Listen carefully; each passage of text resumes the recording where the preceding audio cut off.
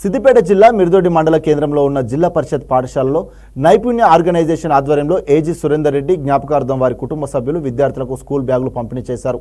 ఈ సందర్భంగా పూర్వపు విద్యార్థి తోట కమలాకర్ రెడ్డి మాట్లాడారు. విద్యార్థులు కష్టపడి చదవాలన్న ఆయన సోషల్ మీడియాకు దూరంగా ఉండాలని సూచించారు. ప్రైవేట్ స్కూళ్లను తలదన్నేలా ప్రభుత్వ పాఠశాలలకు మంచి పేరు తీసుకురావాలన్నారు. చదువుకున్న స్కూల్ను కన్న ఊరును ఎప్పటికీ మరవద్దన్నారు.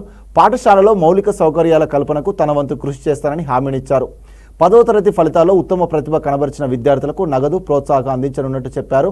ఈ కార్యక్రమంలో పాఠశాల ప్రిన్సిపల్ నైపుణ్య ఆర్గనైజేషన్ అధ్యక్షుడు ఐలయ్యతో పాటు గ్రామస్తులు కృష్ణయ్య, దారమల్లయ్య, స్వామి లచ్చగౌడ్లు పాల్గొన్నారు.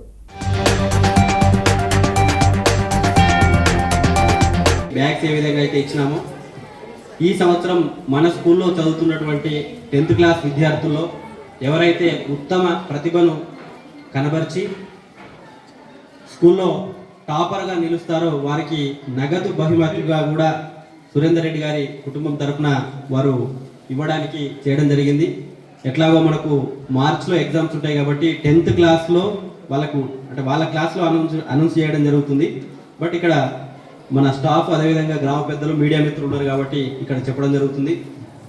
మన స్కూల్లో టాపర్గా నిలిచినటువంటి విద్యార్థులు ఎవరైనా సరే టాపర్కి 15,000 రూపాయలు వారి కుటుంబం తరఫున స్కాలర్షిప్గా ఇవ్వడం జరుగుతుంది.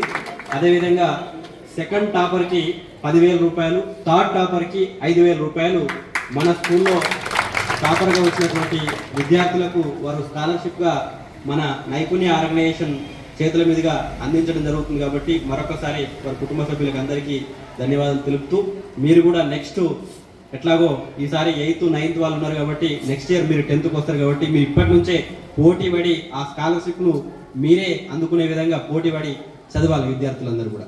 Thank you.